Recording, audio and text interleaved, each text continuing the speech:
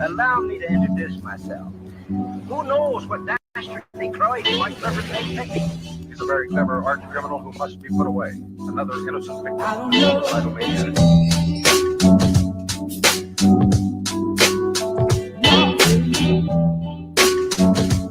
What you want?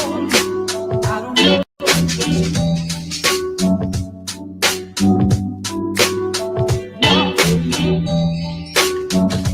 What you want? I don't know.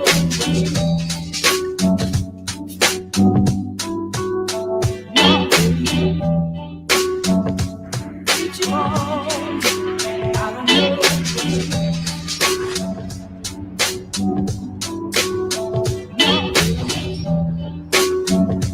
What you want?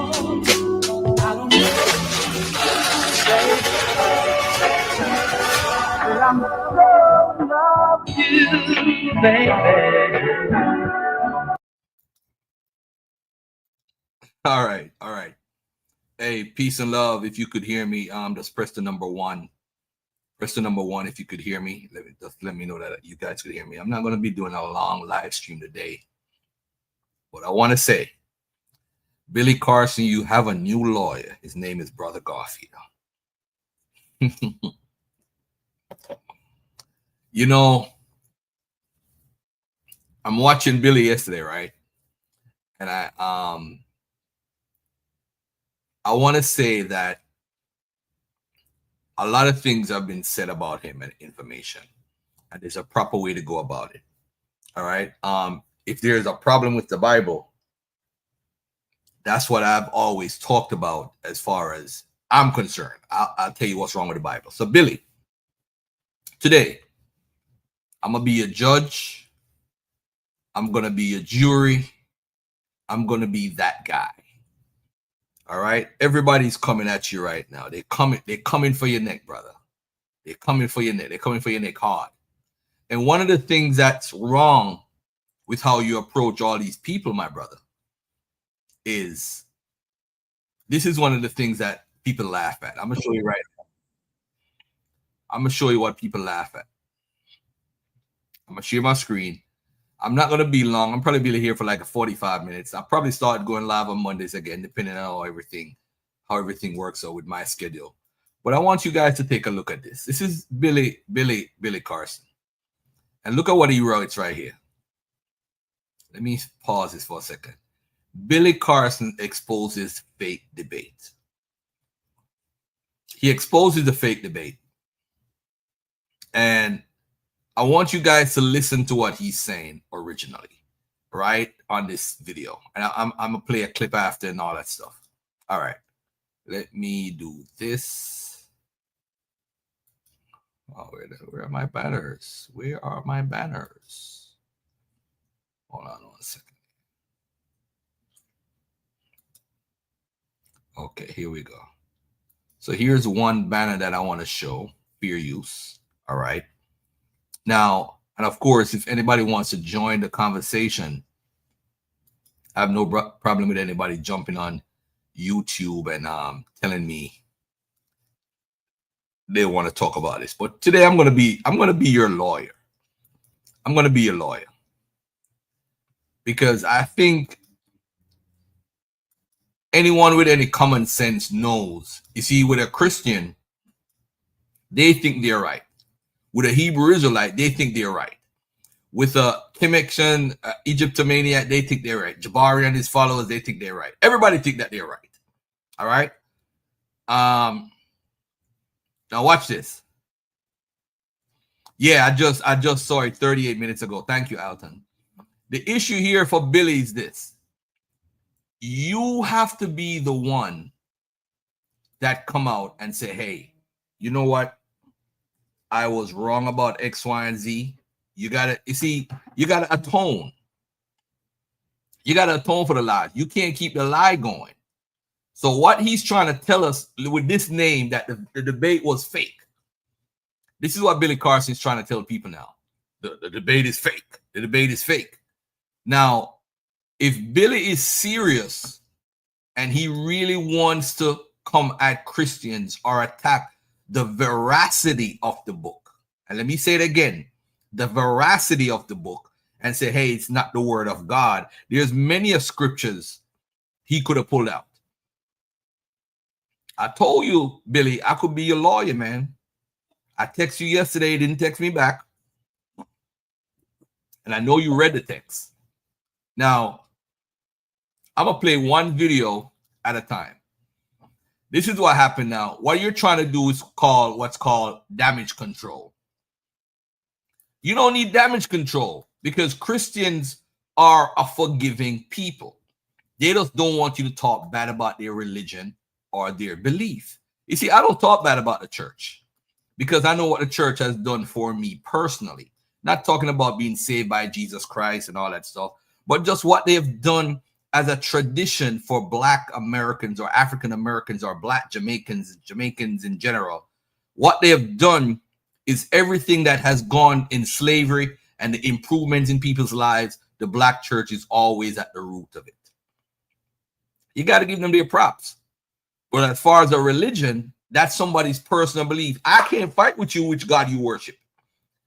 It's like when I'm arguing with the Hebrew Israelites, I always say to them, I don't care if you worship the Most High, you call the Most High God. I accept you in that understanding. I don't care if you follow the law, statutes, and commandments. You know what I'm saying? I commend you for doing that. I applaud you for trying to live by laws written 5,000 years ago that some of them don't even make any sense. I applaud that. But the issue is when you start saying your understanding is better than everybody else's and everybody else is wicked and they don't understand you. So this is what I'm saying right now to everybody.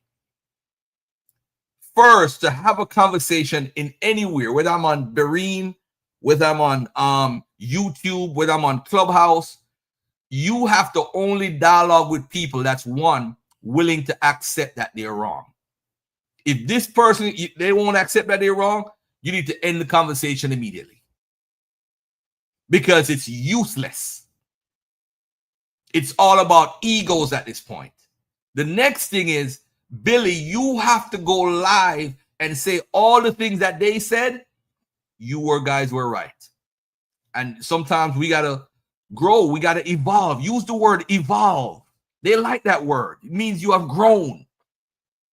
You need a PR person that's about being reasonable and have approach that's smart. You can't go around and sue people to let a video be on YouTube. You look weak. You look like a sore loser.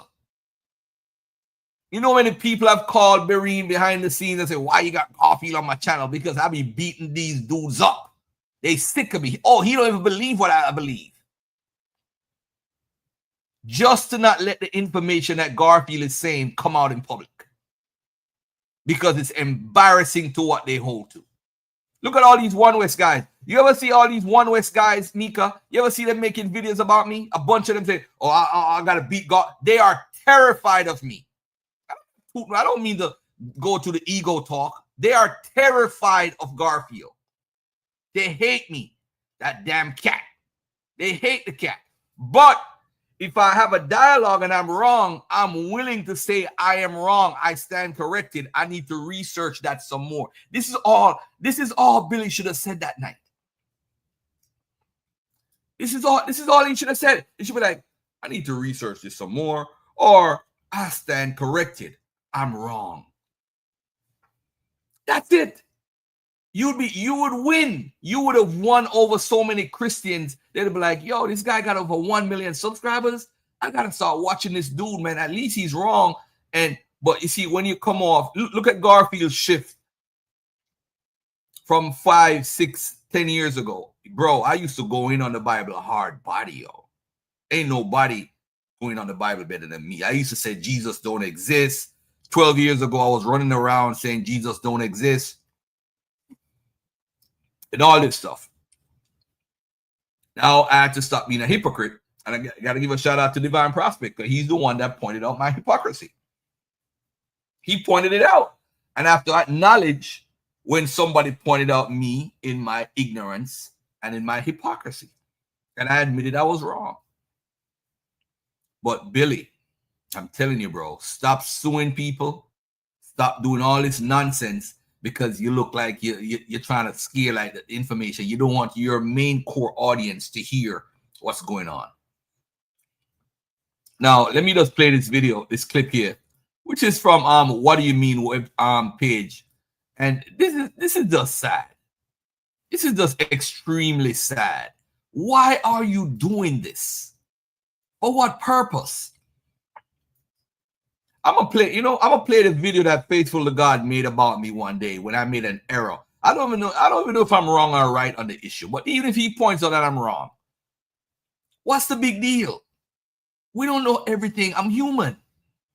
Now listen to this right here. Carson's recent debate career ending. And it seems that I'm not the only one who sees it that way. Since the debate, Billy has been busy. First, he showed up at a producer's house at 2:30 in the morning, demanding the footage not to be released. Then he sent a cease and desist letter to a longtime friend, well, now an ex-friend of 10 years, after he released the video. Billy's trying to sue me, and he's trying to sue me because I got him on a podcast with a real historian who debunked all his BS in terms of Christianity. And on top of all that, there have been nonstop copyright claims being filed on all of the uploads of the full debate, resulting in the footage being taken down. And even worse, now Billy is actually threatening to sue Wes Huff, the very person he lost the debate to, even though Wes has only posted short clips from their conversation. So here's what's going on. Apparently, Wes was given this letter right here, which states that Billy Carson and his company, Forbidden Knowledge, are demanding that Wes immediately stop using Carson's name and image in any media without their approval. This includes content on platforms like YouTube and Facebook and all other online and offline platforms as well. It specifically instructs Wes to not only remove all of the existing content featuring Billy, but also to provide written confirmation within 24 hours that he's done so. And if he doesn't, they're threatening that they'll sue him and legally escalate the situation. Unfortunately for Billy,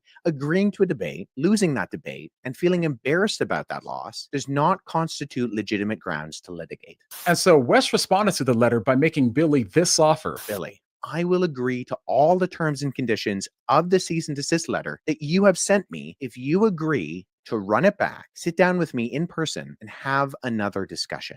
This is my formal response. Now, you have to see the irony in all of this. Billy's company is called Forbidden Knowledge, but the only knowledge that seems to be forbidden is knowledge that Billy has been misleading people for years. For someone who complains about being censored and says that they care about exposing forbidden knowledge, he sure does have a strange way of showing it. But you might be wondering what Billy hopes to accomplish by all of this, because legally, it doesn't seem like the case is likely to hold up in court. And even if it does, the publicity is only drawing more attention to the debate, helping Wes and the Truth of Christianity to become even more popular. And to make matters worse, we can't forget about the optics. Filing a lawsuit after clearly losing a debate only adds to the embarrassment, making Billy seem less like someone who actually values the truth and more like someone who's desperately trying to avoid accountability. Meanwhile, countless clips of the debate continue to circulate under fair use, making his entire effort seem futile. So in other words, all of this is only worse for Billy and seems entirely counterproductive. But all of this highlights an even bigger issue. Billy's claims about the Bible have not only been reckless, but have led a lot of people to doubt its validity. He quite literally has made a living off of errors like these, and if he truly values the truth,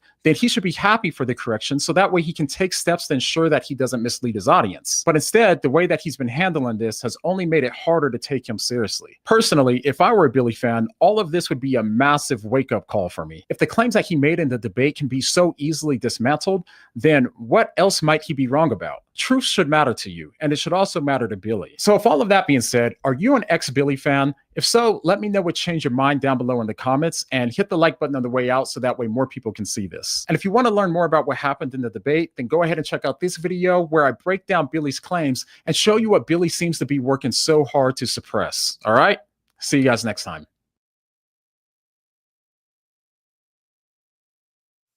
Are you ready to see your brand on TV? Your competitors will wish they had known about Vibe. With Vibe, you can...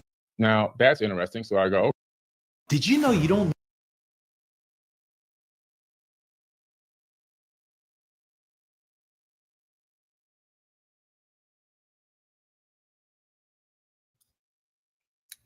Everything that the guy just said, what do you mean, just said, he's right and exact. Remember, these guys are trying to protect their religion because Christianity, more and more people are actually leaving Christianity daily. and they know that in the United States, it's growing in Africa, but it's actually less people are actually believing in Christianity on a whole. All right. Now, with that understanding, I want to make it clear, Billy, there are several ways you can attack the Bible if you want to attack it scripturally. You want to go a case by case situation.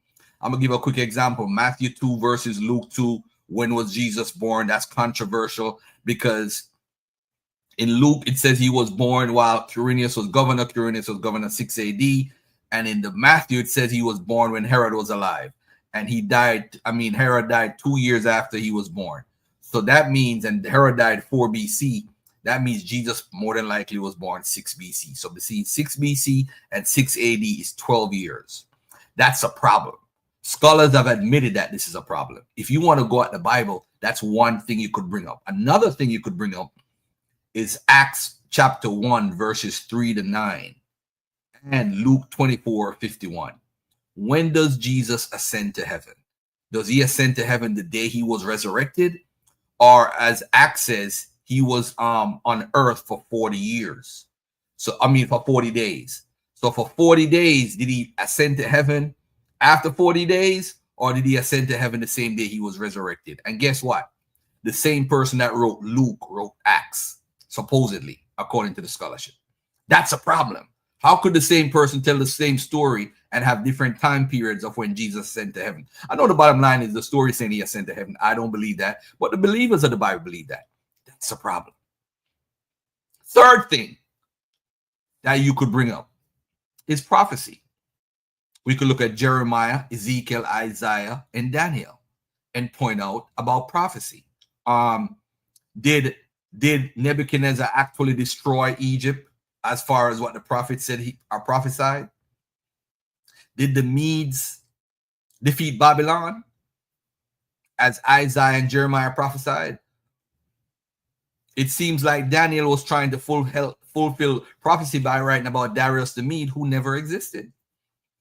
You see, those are things that you could bring up. You could bring up the Exodus, saying, hey, did the Exodus as it's written in the Bible happen? You could bring that up. There are several things you could bring up as far as the Bible and history. Don't try to use information that's on the internet that can be easily debunked or refuted. I would love to interview Wes Huff. Because I think Christians believe in the Bible, but a historian understands that there's certain texts are problematic. Nebuchadnezzar's son is being Belshazzar, when actually Belshazzar was Nabonidus' son. Nabonidus and Nebuchadnezzar they weren't even related. So you can't say it's Nebuchadnezzar's grandson, because the word in Hebrew, I think son can also mean grandson. Another theory is that Cyaxares is Darius the Mede, which is just foolishness, because Cyaxares never even went to Babylon, and Darius the Mede was in Babylon when they took over from the Persians took over. But those are things, are 4 to 5 things, or 6 to 7 things that you could bring up if you have a problem with the Bible. It don't mean Jesus never existed. It don't mean that everything in the Bible is incorrect. It just says that there are arguments that you could make from a philosophical or a historical perspective or archaeological perspective that would make sense. The 12 tribes, did 12 tribes literally exist prior to the Babylonian exile? Is that something that's literally true? In the book of Judges, it names all the tribes that participated and who didn't participate. Judah wasn't there. I think Simeon wasn't there. Like 4 or 5 tribes wasn't there. What happened to those tribes? Why is the Bible saying they didn't exist at that time? So there's things that you could bring up to have a conversation about the biblical text that we could have good dialogue about it. But the foolishness is that you're trying to use what you learn on YouTube to make a point, and it's not going to help you. But let's get to this video right here real quickly. This is Billy, him responding. Look at him responding. Shame on him, man. This is just need a computer science degree to work for companies like Tesla, IBM, Apple, and other.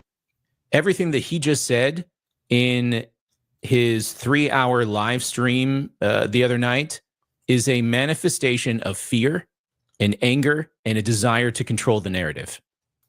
So what happened a couple of weeks ago was Billy Carson went on a debate and he got spanked because he doesn't know what he's talking about. And he's made a career on, amongst other things, promoting falsehoods and myths about God, the Bible, and Christianity. And somebody finally confronted him about it. And he folded more times than an origami butterfly. Now, in an ideal situation, somebody like Carson would stop and think and make the necessary course corrections and then get on with his life. But this man is now on the warpath trying to get control of the narrative. And that means threatening lawsuits against people, putting the video out, and then spinning a new narrative that actually, it sounds like this. My wife was extremely unhappy that I told her I was going to go over there. I was like, I'll just be like 30 minutes or so. It won't be a big deal. He just wants to have a conversation. We're going to talk about some things. He got somebody else coming on. And I really thought it was just going to be like a casual conversation about our perspectives on reality and our perspectives on religion versus spirituality. I really didn't know it was going to be any kind of a debate. Okay, it's more like more of an ambush situation. And I have all the text messages to prove this, which are going to be in the discovery for defendant number 1. Anyway, so I go over there.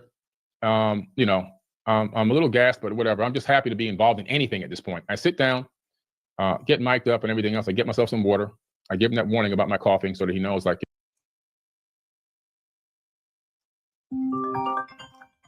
if you just pause it every now and then, you might have to edit the coughs out. Okay. I think that's on recording actually from the beginning of the video.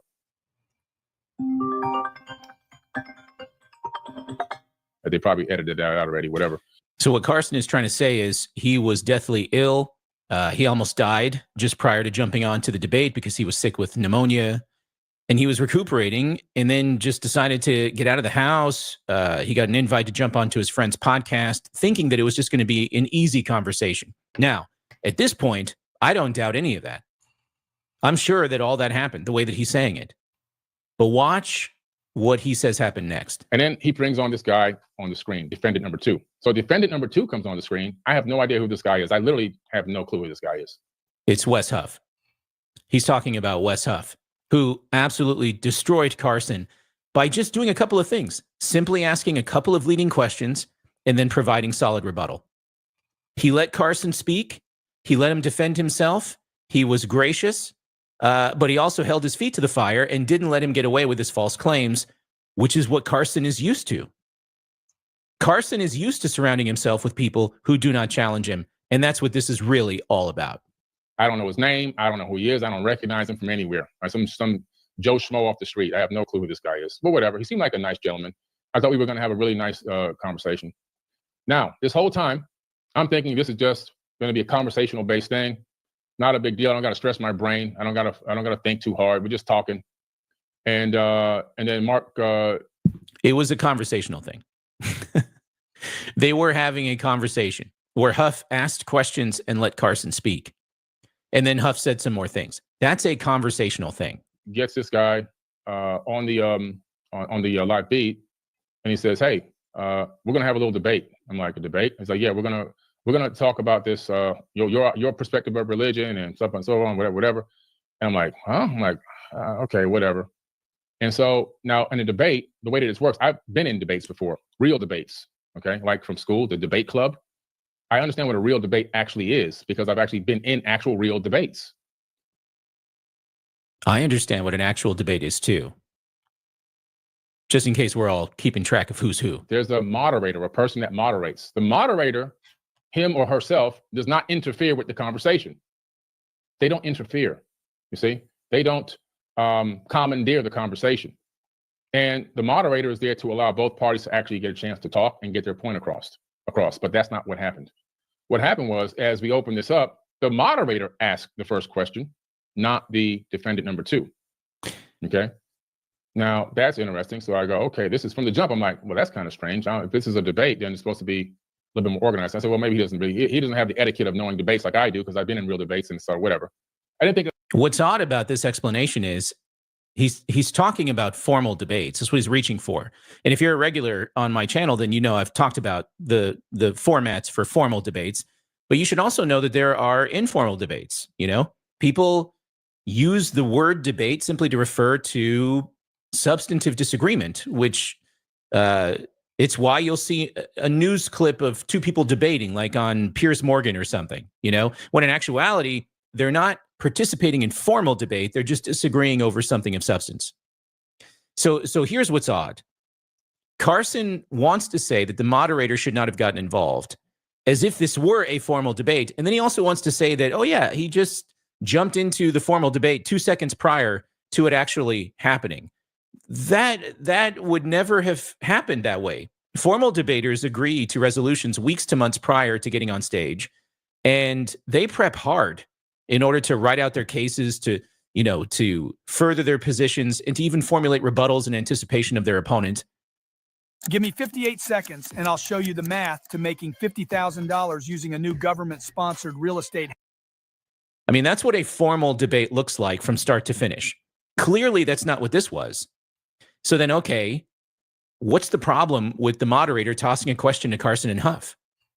There isn't one, because it happens all the time in informal debates. Nothing of it at that exact moment.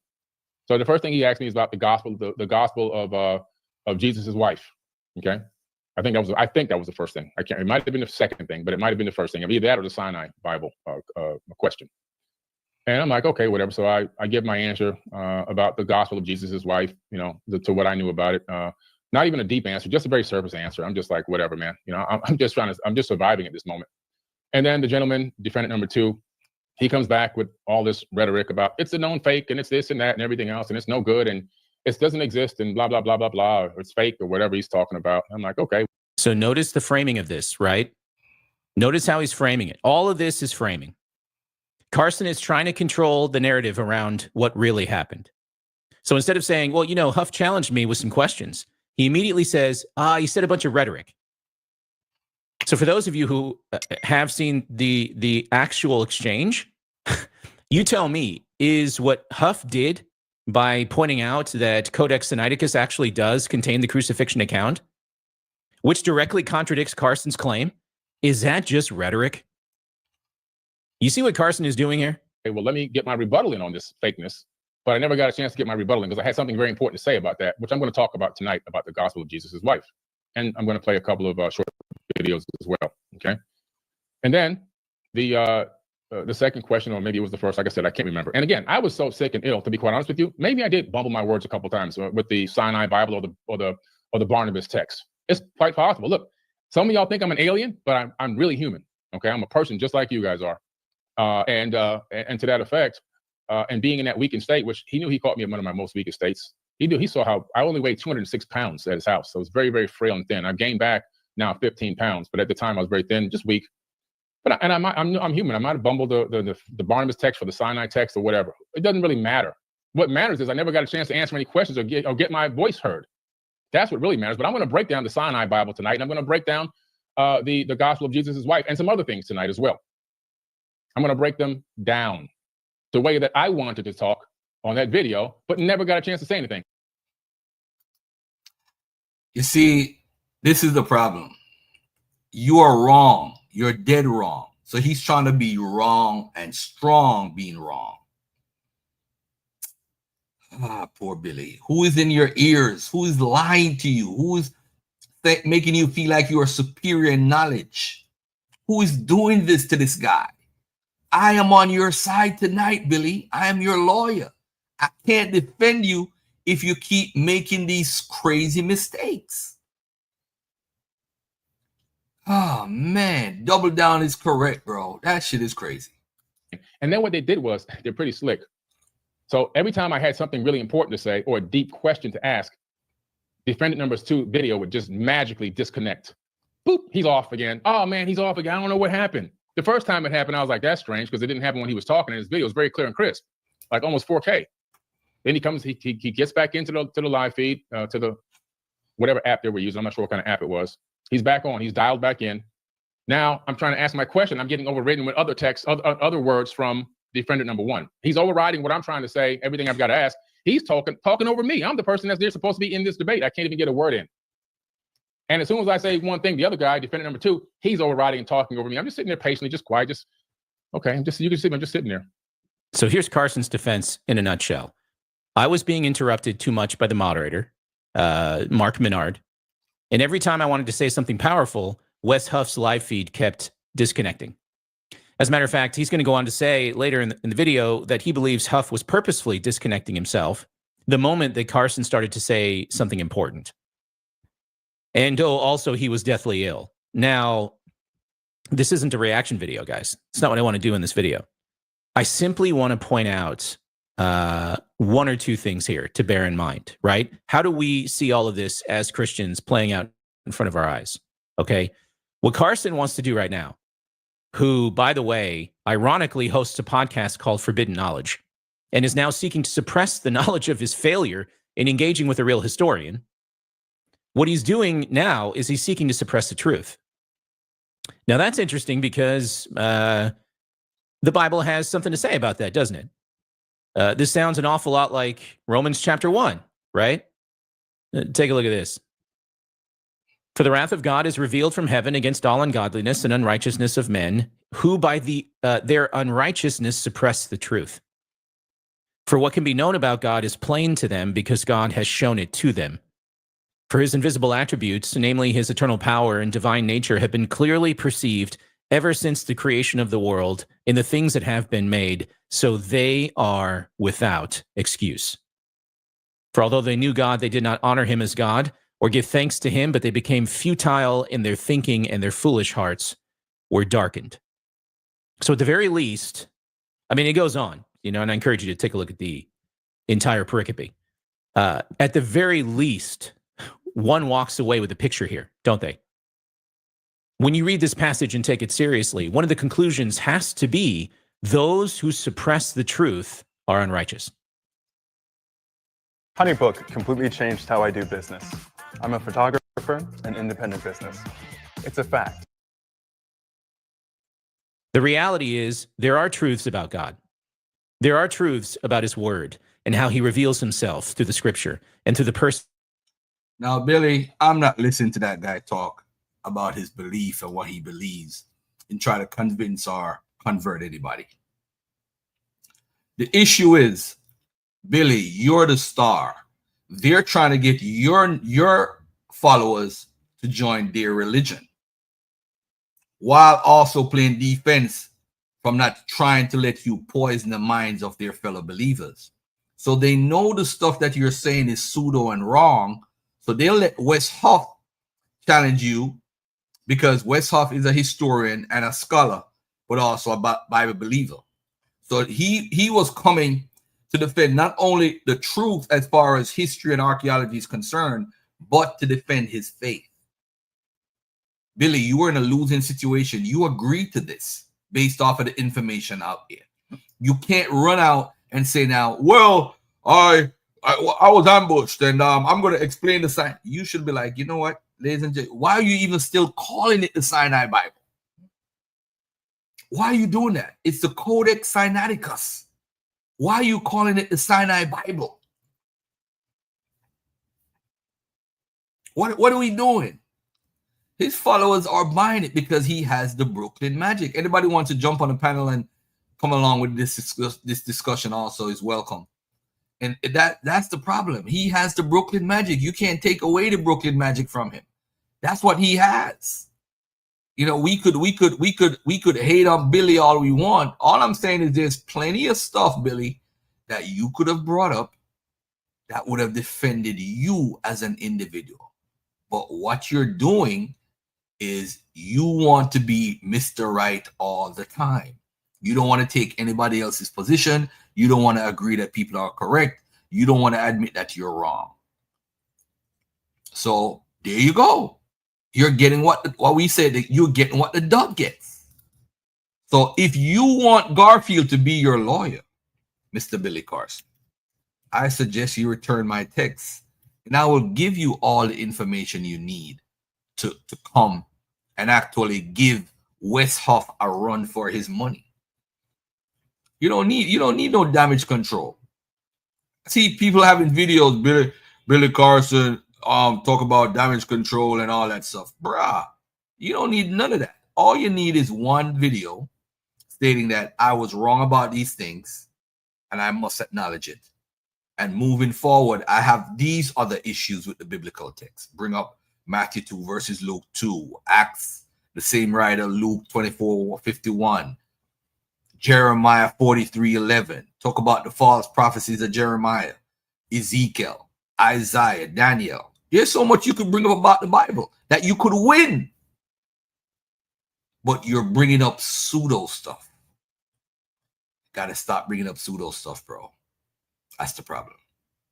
And the pseudo stuff is what killing you. Then you're linking up with Terrence Howard, another known pseudo. And y'all get all these views, 400,000, 600,000. We got to do better, man. We got to do better. All right? We definitely got to do better. Hold on 1 second, family. Jay-Z statement.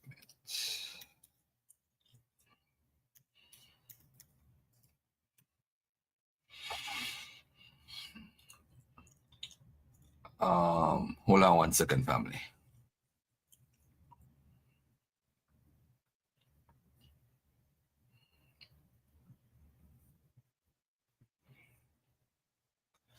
All right. So yeah, Billy Carson, the only way you're gonna win this whole thing, you gotta come with information that has the Christians thinking or put doubts in their head, like, is this real or whatever? But if you're bringing the same foolishness that everybody does on YouTube, then you know you I don't know what to tell you. Jay-Z statement. Hey, I'm live right now. I'll call you back. All right. Jay-Z statement. Let's look at Jay-Z statement.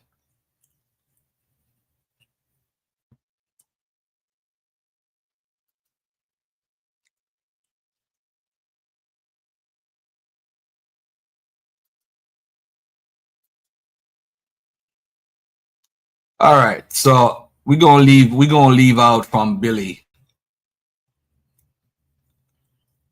We're gonna finish up with Billy in a minute. But if anybody wants to jump on and have a conversation about the whole Billy thing, all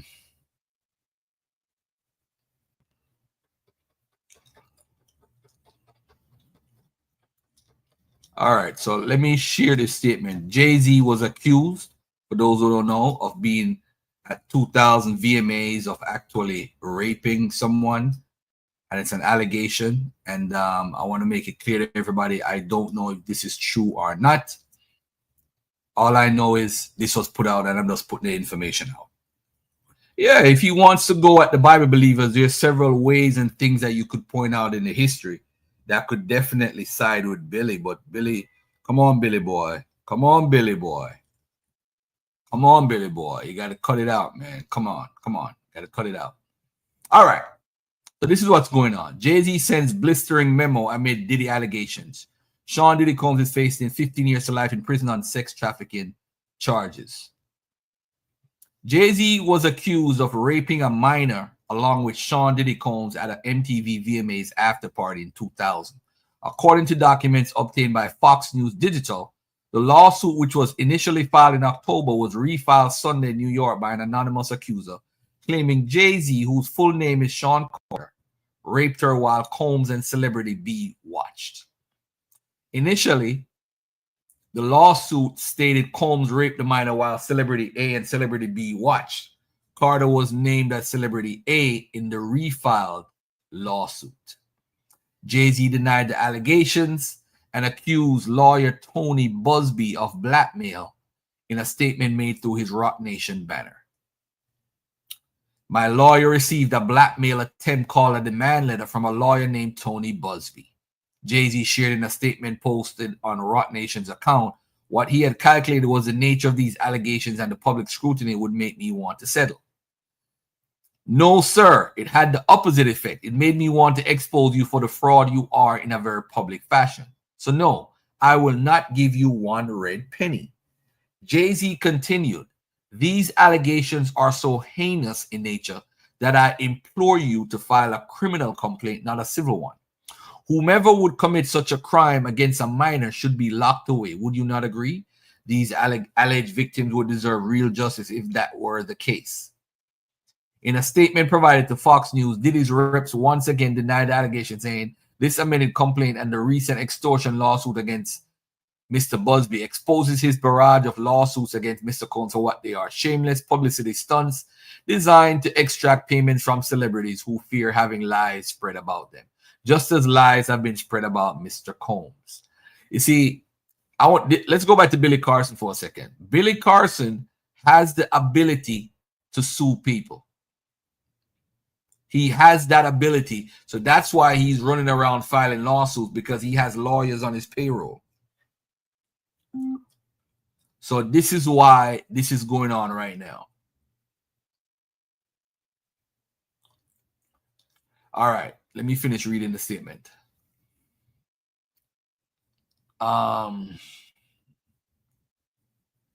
They continue, as his legal team has said before, Mr. Combs has full confidence in the facts and the integrity of the judicial process in court. The truth will prevail that Mr. Combs never sexually assaulted or trafficked anyone, man or woman, adult or minor. The lawsuit stated that Jay-Z has been with Combs during many such instances described herein, and that both perpetrators must face justice. The music moguls are alleged so close that Combs stated in 2023 that Carter is the only person other than Combs' mother who is allowed to call him by his legal first name of Sean. Combs and Carter allegedly took turns assaulting the minor, according to the lawsuit. Many others were present at the after party but did nothing to stop the assault. The 13-year-old girl was dropped off at Radio City Music Hall by a friend as she wanted to attend the music awards. According to a lawsuit, in an attempt to gain entry to the venue, she began approaching limousine drivers waiting outside a celebrity-filled event.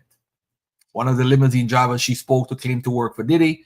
The lawsuit read, he told her that Combs liked younger girls and said she fit what Diddy was looking for, not allowing her into the award but inviting her to an after party. The 13-year-old recognized many celebrities upon arrival at the party and was required to sign a non-disclosure agreement. However, she was not given a copy.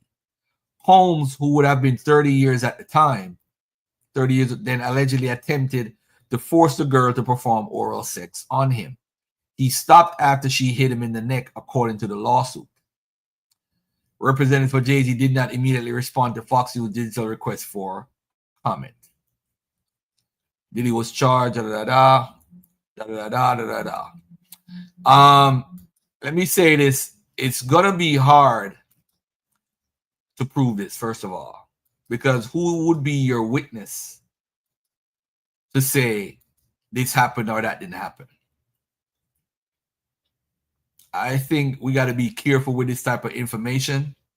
I don't know how you guys feel about it. I don't know if he's innocent or guilty, but Jay-Z made the right decision by coming out with a statement, statement on his Rock Nation account saying, hey, I ain't got nothing to do with this. They say me, I ain't did nothing. Anybody can make up a charge. I don't know if it's true or false, because I'm also for the victims, but sometimes these victims will come out and lie. And as Jay-Z said, why come out with us? Why trying to file a civil suit? He said, file a criminal complaint. But it's hard to prove that. I think they were hoping that because of Jay-Z and the fact of his reputation, they're saying that, hey, maybe they'll sell it for a certain amount of money, because it's all about money. I don't know if Jay-Z did it or not, but when you're a celebrity, you are basically at risk for things like this to happen. And with the Diddy case, there's a lot of doors being opened to sue people and do whatever with people. All right. Okay, the last thing I do want to talk about today, let me go to my Instagram real quickly. Go to my Instagram.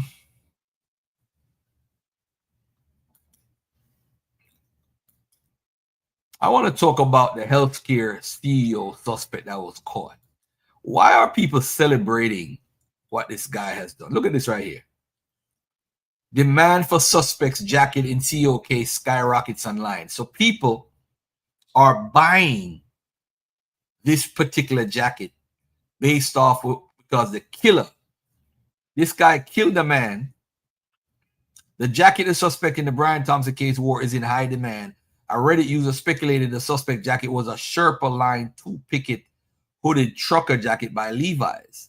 The jacket has exploded in popularity on the Macy's website. According to an item popularity tool on the website, over 700 jackets were bought in the last 48 hours. why are we celebrating that this guy's doing this? What up, James? I'll tell you mine. What's good? I'll tell you why people are celebrating this. I don't know. Since you are a business owner, I guess you do identify with the victim, but like, it seems like this guy has a particular ideology, which seems like it's more because a lot of people are victims of the healthcare system in this country. People got parents, people got family members that died because somebody wrote a piece of paper or denied something that was like life-saving.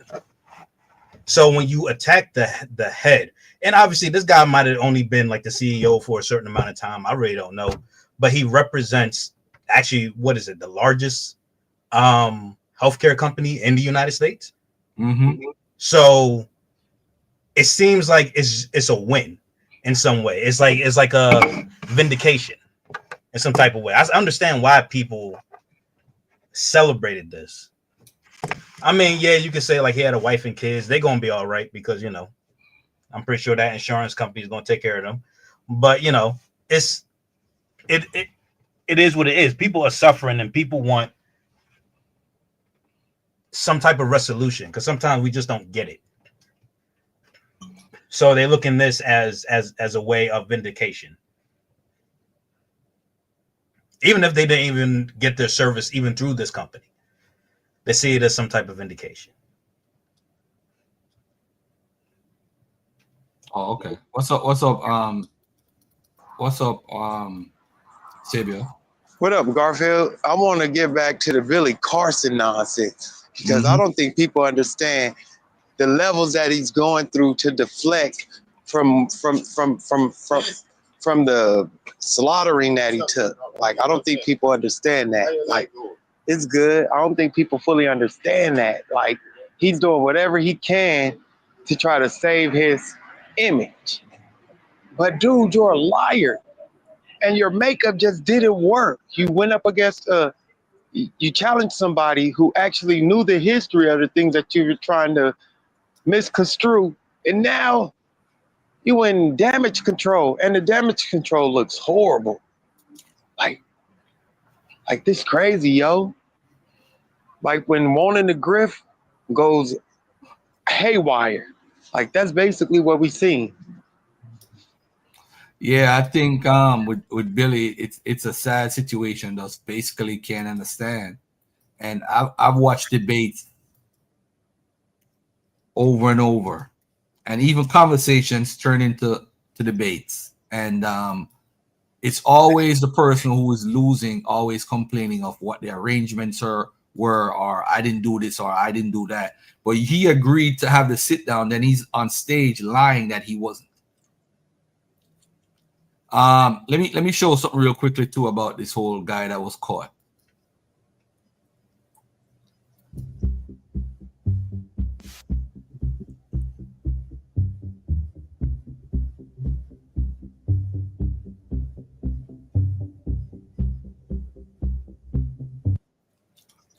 He was nabbed in thing that would have manifested that appeared to list grievances with the healthcare.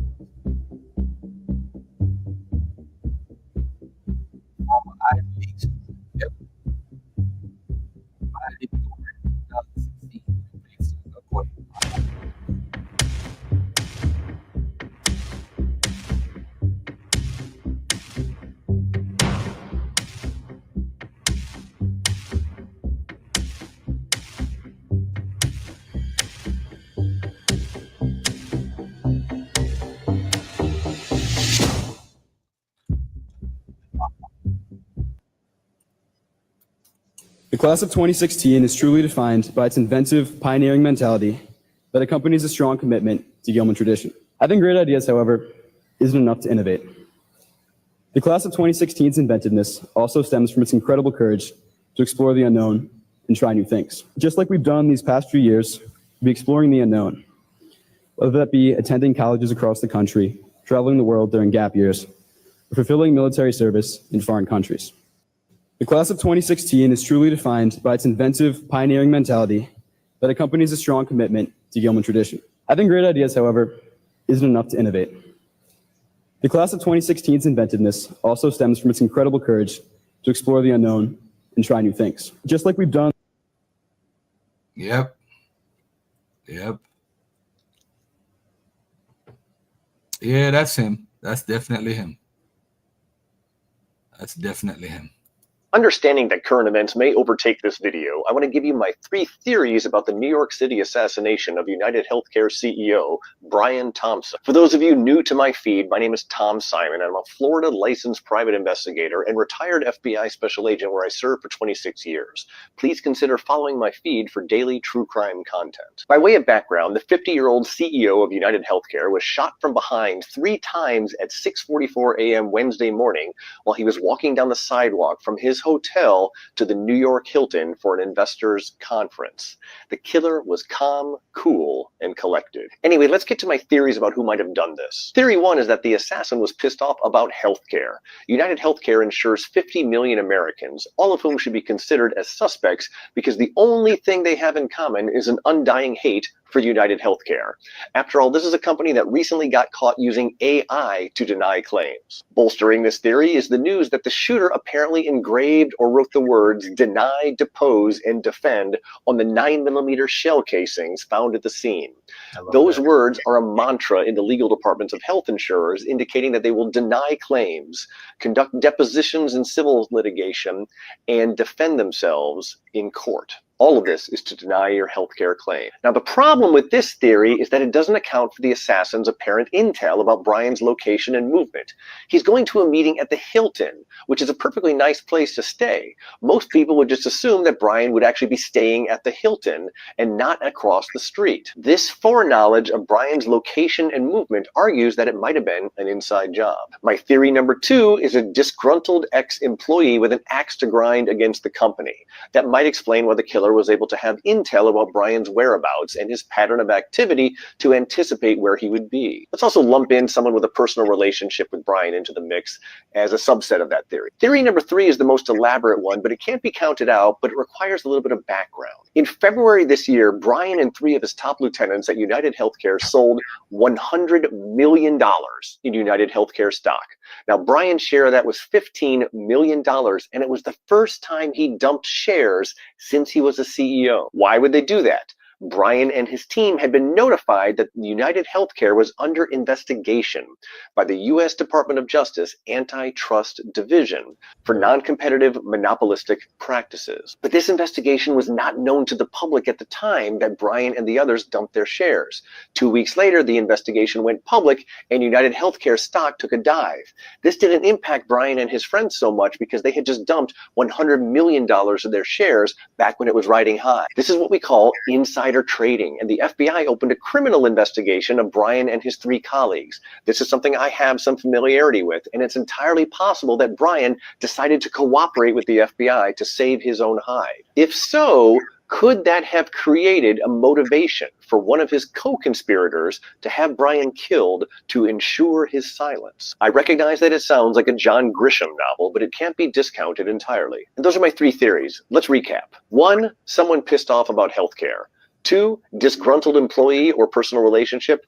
3, a professional hit to ensure his silence regarding a pending investigation. For what it's worth, I think this case will be solved because the killer was so sloppy along the way and left so many breadcrumbs for the NYPD to follow. But what's your theory of the case? Please let me know in the comments, then follow me for daily crime stories. Have a great day, and be cool.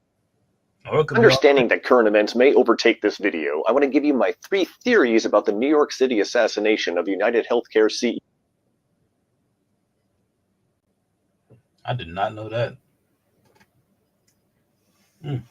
Whole different perspective.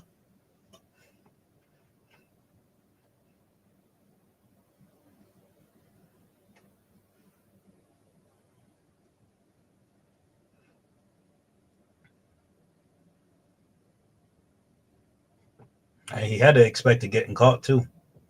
They probably paid a pretty penny for his information. Yo, 1,000. Yo, I've been wondering because you know, I was on the show yesterday when he was doing the first breakdown of the Billy Carson interview, and I was wondering, was he talking about the Codex Sinaiticus every time he spoke of the Sinai Bible, Garfield? Like, is he talking about the Codex Sinaiticus, calling it the Sinai Bible? Like, what is wrong with this guy? Like, really, what is wrong with these dudes?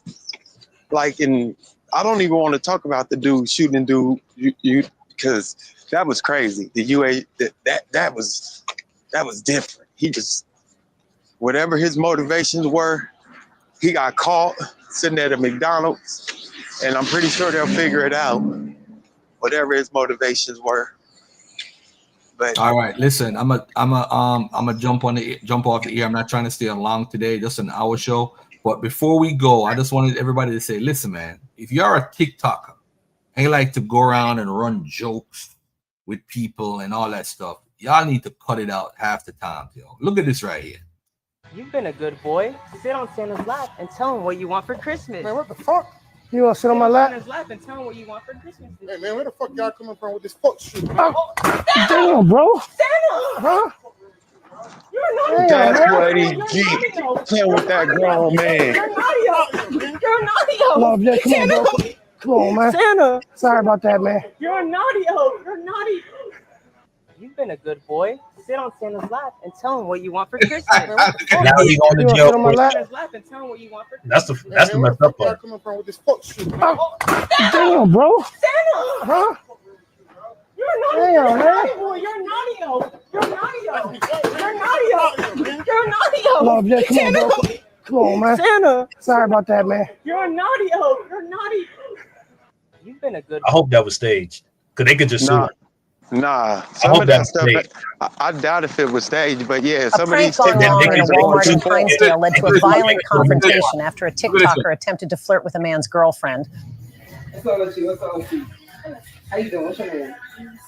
Okay. I see you shopping and shit. Yeah, I got kids and boyfriend. Shit, he hitting that right? Very much. Okay, right. Where he is then? He's in the bathroom. So he here? Yeah, he here. Despite her clear discomfort and her statement that her boyfriend was nearby, he continued to make conversation with her. You won't let that happen. I look amazing. Oh, man, shit. When the boyfriend arrived, the situation escalated further. There you go. That's it right there?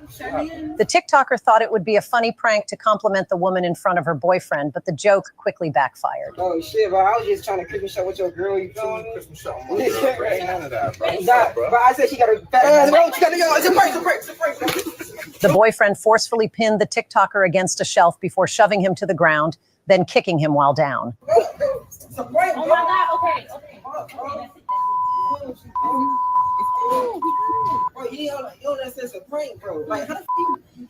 Bro, what's going with you, bro? Okay, but you was being disrespectful. Bro, chill, bro. What's wrong with him?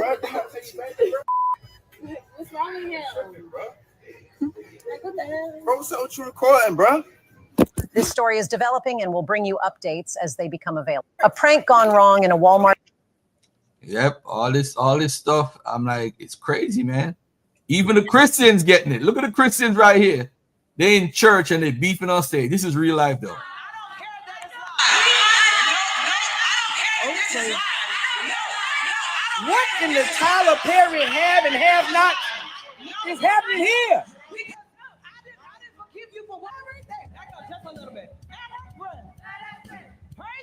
The real question is, are we just a violent people?